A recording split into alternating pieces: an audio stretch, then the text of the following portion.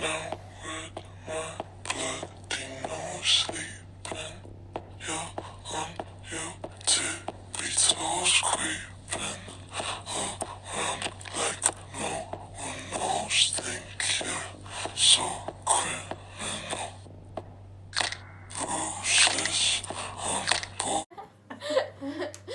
Three. Okay, no, stop it. No, Oh, you gotta go. Hey, superstars! It's Maddie And Maddie's mom, Stephanie, and...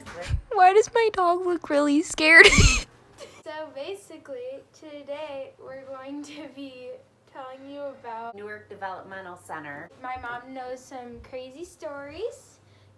History side of it, which in 1878 it was the Newark State School, and it was run as part of the Syracuse State School. Idiot asylum, actually. And then in 1885 it was renamed the State Custodial Asylum for Feeble-Minded Women.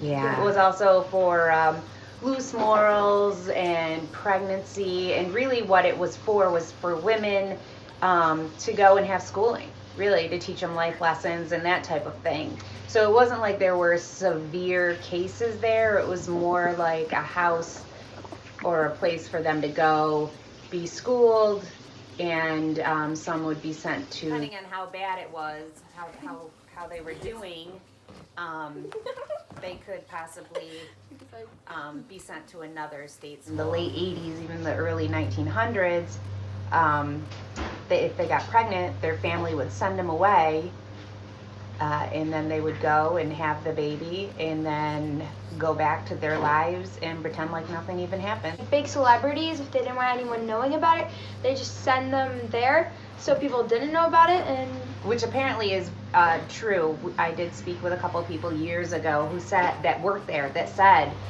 that there were big stars that we would actually know who they were, had gone there or have had children there that stayed there. In 1927 it went back to Newark State School. I guess the feeble-minded probably wasn't the best name for the location.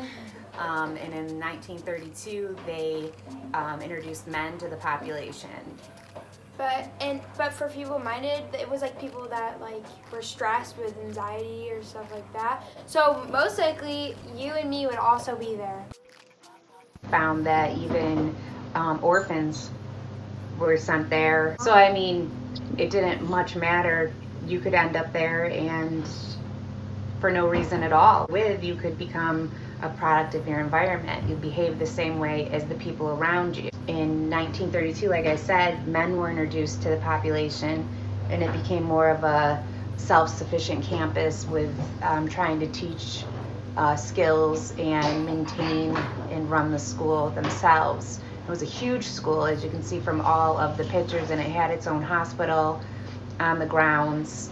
1991, it was closed. It got closed. I think it was just the state financially couldn't Keep up with it. Did close several different facilities. Yeah, but there's still some running today. There's still homes there, assisted living homes. There's a lot of those still there. People told us to be careful when we went to one of the buildings, because rumor has it that there was homeless people living in it, which is crazy because when we went, we were outside of it, we could still feel the coldness. It was so cold, and it smelled awful. Like there has to be like mold in it, like so black mold and stuff.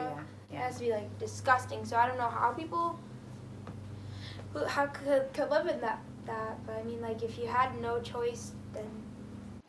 So they ended up just living their life there. In second or third grade in Girl Scouts, they had us go Christmas caroling there, which I remember like yesterday. And it was like, we walked in and there were beds along the sides of the room, like a long, narrow room. It was definitely more at that time, more of the mentally disabled. I don't know when it turned into more of the medical side of it, but it definitely affected me. I remember like yesterday, because quite frankly, at that age, it was scary. It was scary and sad, very sad. I remember just singing and smiling and trying to spread Christmas cheer. Well, no, I mean, I don't know if some of the patients even knew that we were there.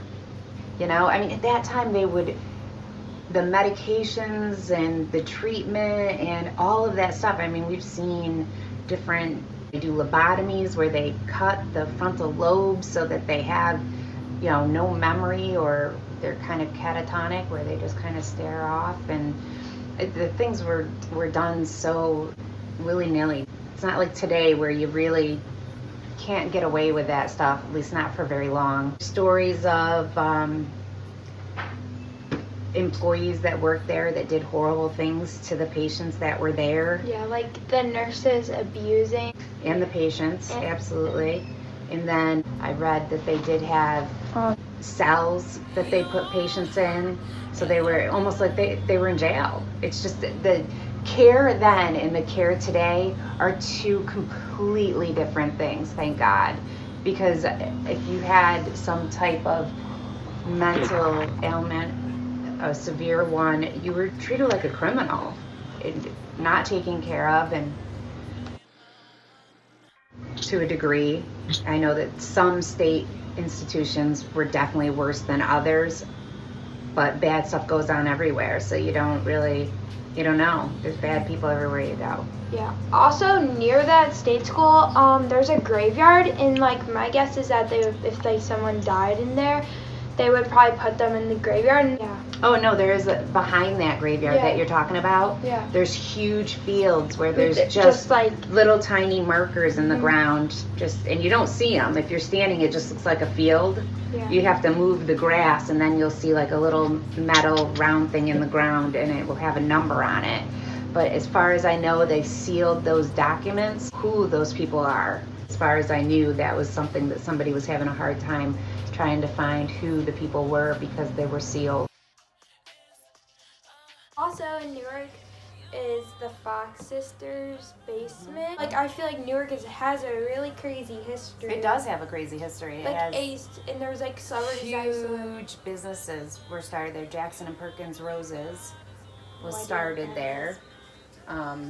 But in Comstock and Full Pack and Caroline Emmons. And there's like famous people that used to live there. Like Newark has like such a crazy history. You'll see the signs on the buildings with the red sign with the white X.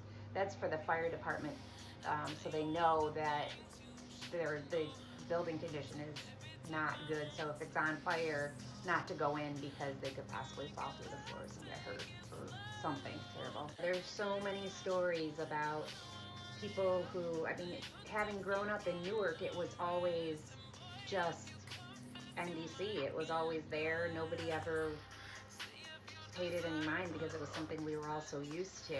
They were so used to it, and now it's just like something crazy. 2, 1. Bye, superstars! I hope you enjoyed the video. Get a big thumbs up and subscribe. Oh well. I got them all. Why